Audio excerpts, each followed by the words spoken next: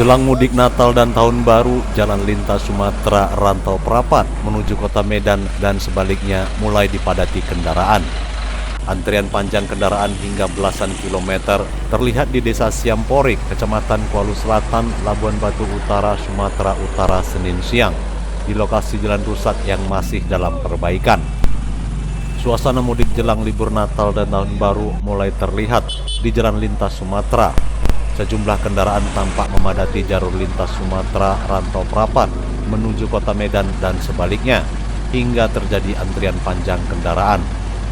Seperti di jalan lintas Sumatera Desa Siamporik, Kecamatan Kuala Selatan, antrian panjang kendaraan terlihat hingga belasan kilometer saat akan melintasi jalan rusak yang masih dalam perbaikan.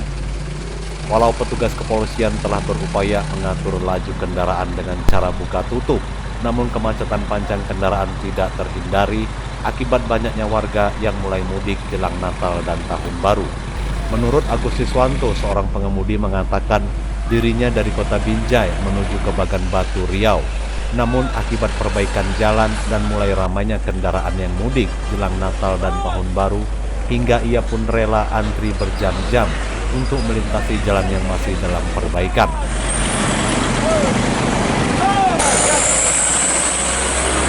Penyebabnya pembangunan betul. Yang kelemahannya cuma bangsa kita ini, kelemahan bangsa kita tidak mau antri. Itu aja bang ya? Itu aja. Dari mana bang? Dari Binjai. Mau kemana rencana bang? Mau ke Bagan Batu menengok anak.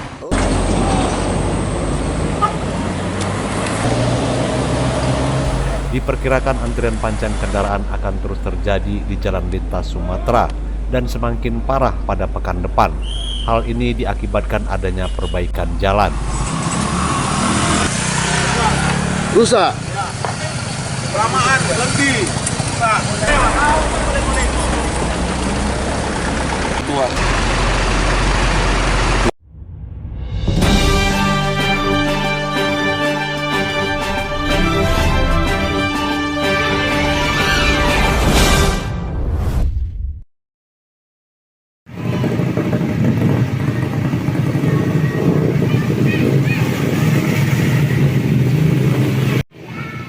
Banjir yang berkepanjangan menerjang Desa Palumanan, Kecamatan Hamparan Perak.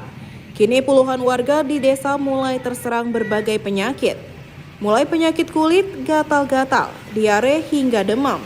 Mengantisipasi hal yang tidak diinginkan, pihak kelurahan menyiagakan posko tanggap darurat di kantor desa guna pemeriksaan kesehatan warga terdampak banjir, serta menyediakan berbagai obat serta tim medis UPT Puskesmas Kota Datar.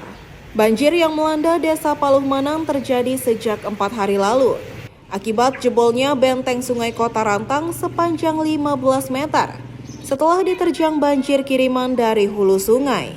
Sedikitnya ada 570 rumah warga terendam banjir dengan ketinggian air di pemukiman warga hingga 70 cm. Selain merendam ratusan rumah warga, banjir juga merendam ratusan hektar lahan pertanian, puluhan hektar tambak, serta jalan lintas antar desa.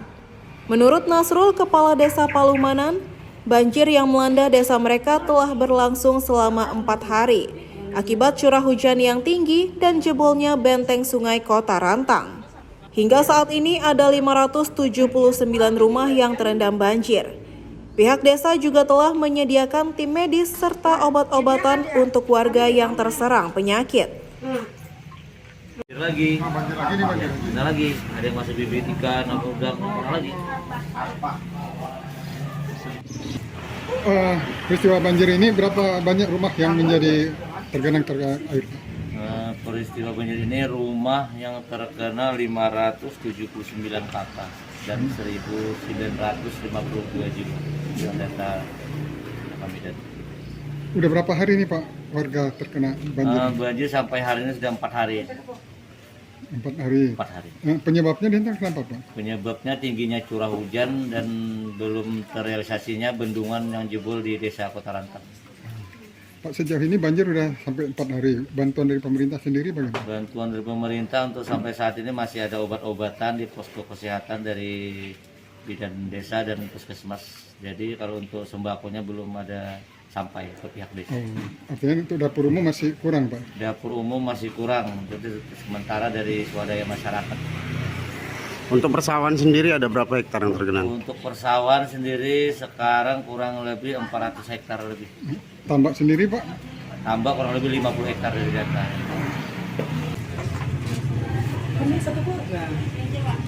Hingga kini warga korban banjir belum juga mendapatkan bantuan dari pemerintah daerah.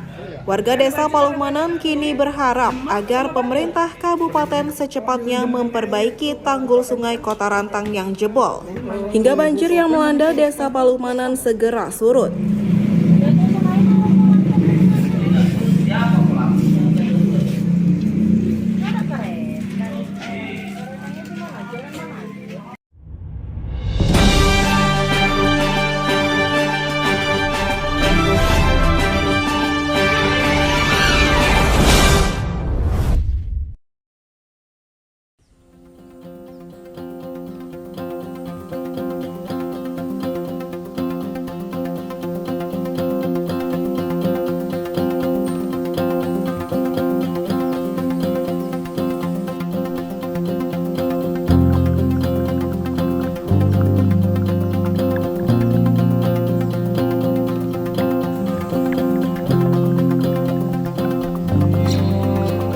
Disinyalir akan punah ditelan zaman tonggak bangunan tua bersejarah di Kabupaten Deli Serdang.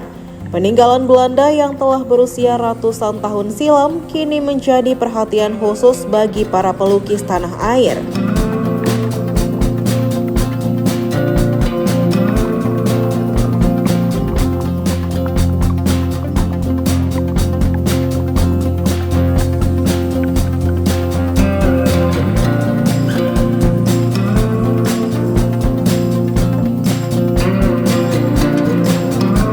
Dua belas pelukis asal Kota Medan, Provinsi Bali dan Deli Serdang Minggu siang mencoba mengabadikan salah satu situs bangunan tua bersejarah berusia ratusan tahun yang dulunya dijadikan balai karyawan oleh Belanda di Jalan Limau Manis, Kecamatan Tanjung Morawa.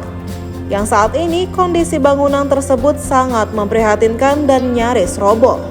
Inilah kondisi bangunan tua situs sejarah yang tidak diketahui banyak orang, yang dijadikan objek lukisan oleh 12 pelukis.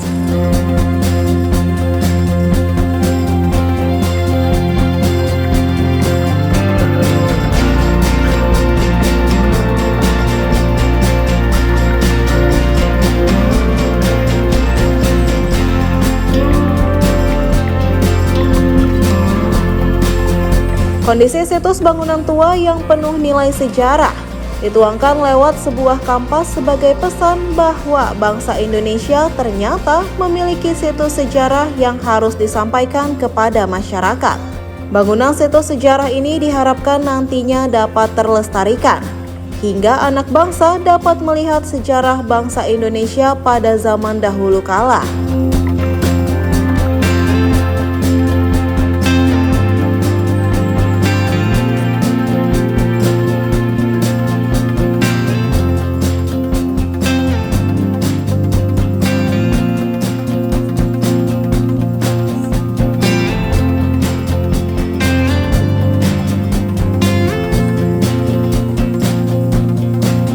Menurut Johnson Pasaribu, pelukis, mereka melukis bangunan tua penuh situs sejarah ini. Dilakukan agar bangunan tersebut dapat dilestarikan oleh semua pihak yang terkait. Selain memiliki nilai sejarah bangsa Indonesia, bangunan tua tersebut juga memiliki arsitektur yang sangat menarik, yang nantinya diharapkan dapat menjadi nilai tambah bagi para wisatawan yang berkunjung ke Sumatera Utara.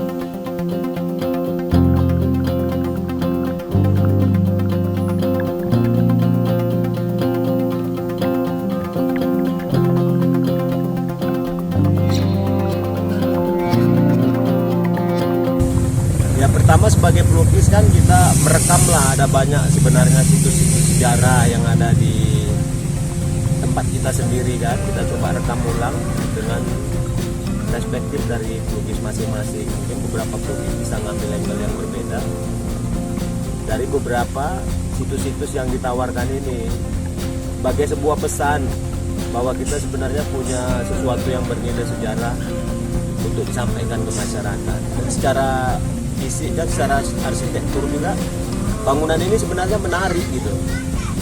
Kita bisa teruslah rutin melakukan kegiatan ini sebagai bagian untuk pelestarian cagar budaya yang kita punya. Ke depan harapannya pemerintah atau stakeholder, pihak-pihak yang terkait juga merasa ini ada sesuatu nilai yang bisa diambil. Mungkin ke depan bisa sebagai nilai pariwisata yang bisa mendatangkan orang-orang untuk melihat ini sebagai situs-situs sejarah tadi kan. Itu aja harapannya ke depan. Peran kita sekarang ya merekam ulang lah objek-objek sejarah itu dalam bentuk bangunan yang ada di tempat kita sendiri. Lukisnya ada yang dari Bali, dari Medan, Tanjung Merawa. Selain melukis situs bangunan tua yang pernah dijadikan balai karyawan oleh pemerintahan Belanda, para pelukis juga mengabadikan bangunan menara air yang didirikan pada tahun 1918 yang kini masih berdiri kokoh di Kecamatan Tanjung Morawa.